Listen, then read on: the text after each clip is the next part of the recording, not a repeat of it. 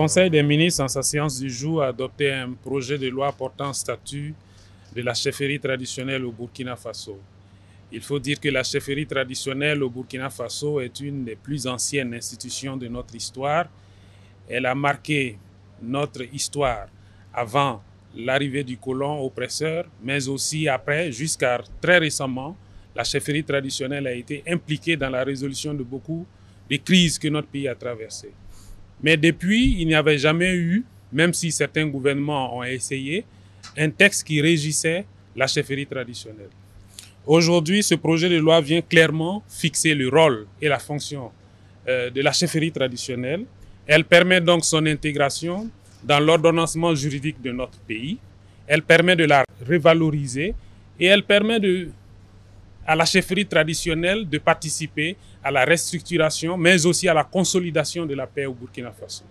Il faut dire que le texte aussi prévoit les modes de dévolution de la chefferie traditionnelle.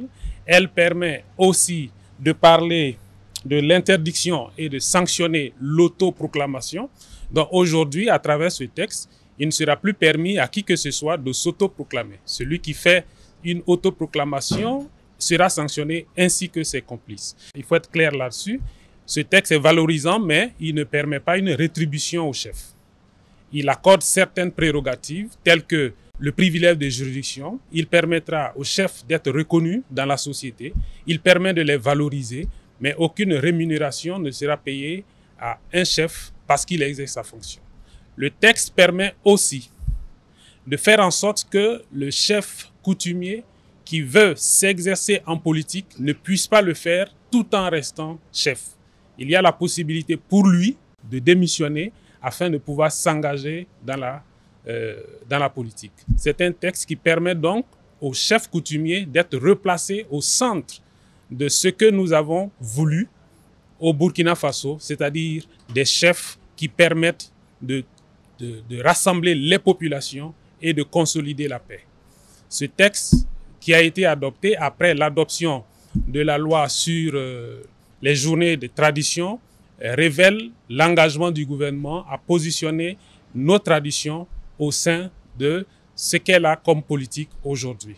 Le Conseil des ministres, en sa séance du 12 février 2025, a adopté le décret d'application de la loi 001-2024 du 22 février 2024 portant conditions d'entrée et de séjour des étrangers, de sortie des nationaux et des étrangers du Burkina Faso.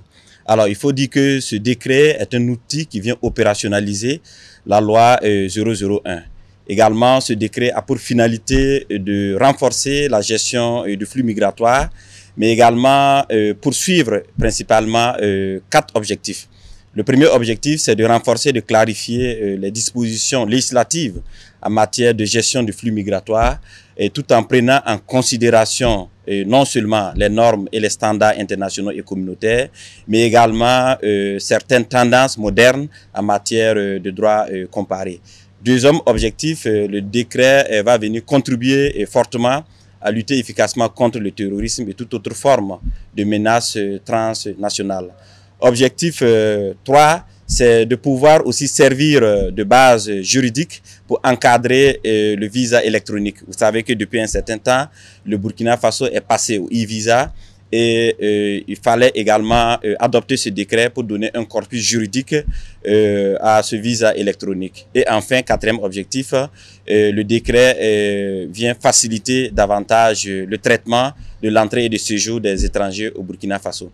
Alors, je profite de l'occasion pour rappeler et rassurer le peuple burkinabé que déjà au niveau de la loi 001-2024, il était prévu à son article 1 que les conditions d'entrée et de séjour des étrangers ainsi que la sortie des nationaux et des étrangers sont définies dans cette loi sous réserve des normes et des règles communautaires, des conventions internationales dont le Burkina Faso fait partie et également du principe de réciprocité. C'est pour dire par là que alors, ce décret vient en droite ligne des décisions prises au niveau confédéral, qu'il s'agisse non seulement de la libre circulation déjà consacrée aux ressortissants des pays de la CEDEAO, mais également la libre circulation renforcée entre les ressortissants des pays membres de l'AES. Donc, il n'y a pas de contraste.